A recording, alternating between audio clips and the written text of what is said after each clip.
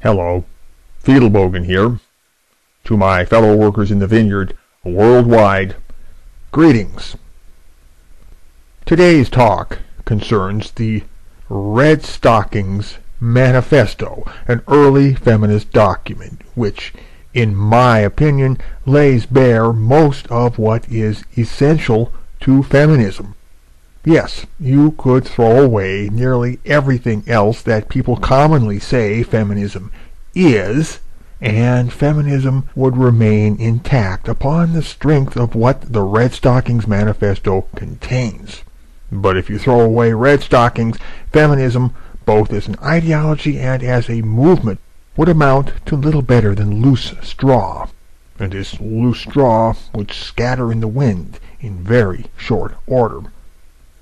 To recap briefly, the Redstockings Manifesto was published in New York City in 1969, and its principal author appears to have been the Marxist-inspired Shulamith Firestone, who also wrote a well-known book called The Dialectic of Sex.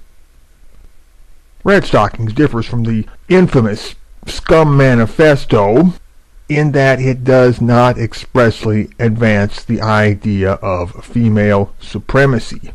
Granted that by its hostility toward men it paves the way to such a conclusion, but it falls short of stating that conclusion in set terms. Redstockings also amounts to an elliptical summary of the patriarchy theory, even though the word patriarchy itself nowhere appears. Again, as with female supremacy, Redstockings suggestively paves the road to such a conclusion, and both conclusions are easily supplied by any reader so inclined. But for our purpose, the most important thing about the Redstockings Manifesto is that nobody can plausibly aver that it isn't really feminism. Redstockings is very much indeed a politically conceived feminist document, a kind of party platform. I would be interested to meet the feminist answer expert who could put the case otherwise. I believe that Redstockings contains so much that is essential to feminism that to shine a blazing daylight upon it would be the same as if we had pulled up feminism itself altogether by the roots. And knowing Redstockings to be essentially feminist, we can easily use it for a measuring rod. We need only line it up against a given body of speech or writing to obtain a rough-and-ready spectral analysis. Further, we can challenge any self-declared feminist to put her money where her mouth is. For example, if for some odd reason she insists that Redstockings isn't really feminist, we can reasonably require of her that she disown it, and thereafter restate for our benefit what she thinks feminism really means, simply as a way of setting the record straight. And more, we can place her words and actions under a microscope for any sign of intellectual complicity with the Redstockings ideology and demand the highest standards of probity in her conduct. If she agrees that Redstockings is feminist, but perkily informs us that she herself is some different kind of feminist, then her case varies only superficially from that outlined above. Either way, it comes to the same thing. She finds the document embarrassing and wants to distance herself, and either way we would hold her feet to the same fire.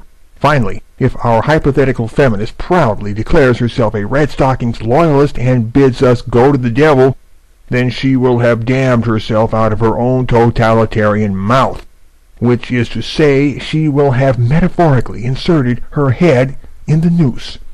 We would thereafter hold her to a nuanced accounting for the nuanced implications of her stated credo.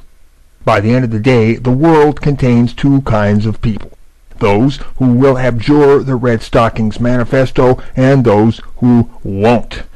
Friends, that is how we separate the sheep from the goats. Redstockings seems almost purpose-made for the job because it covers so much territory in such a small package. I could hardly ask for a more concise resume of feminism's core principles. and almost anybody can read it in 5 minutes. Now, up to this point, I have hinted at the usefulness of Redstockings as a social arm-twisting device in one-on-one scenarios, but I wish to dial the lens back in order to take in the broader landscape of macro-political operations.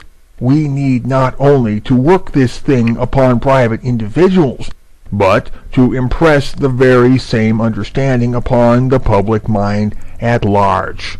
So, we need to make the Redstockings Manifesto famous. Most people have never heard of it, and that is a collective mental deficiency that ought to be remedied. For this manifesto is nothing less than a political watershed marker, a fact that should be impressed upon people in great numbers.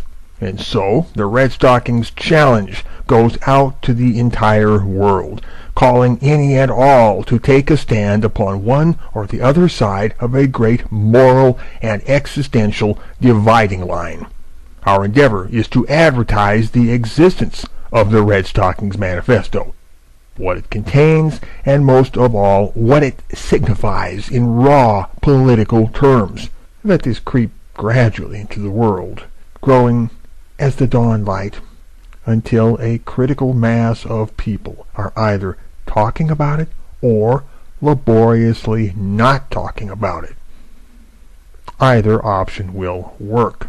We would like to use Redstockings as a wedge issue in order to generate polarization around a flashpoint. We want to split the world straight down the middle into two conflicting camps, those who embrace Redstockings and all it entails, and those who adamantly reject it. All of which is simply another way of saying that we wish to pound a wedge between the feminist sector and the non-feminist sector, to ratchet up the tension between them, to force an open confrontation between them, and to generate an energy for change. And at the same time, we wish to throw feminism everywhere on the defensive, to block the expansion of its power, to collapse its fuzzy borders, and to make the obfuscation of its actions progressively more difficult. I say, isn't it swell to have your enemy all sewn up into one neat little bag? Think about it, then share the thought. Fidelbogen. Out, out, out, out, out, out, out.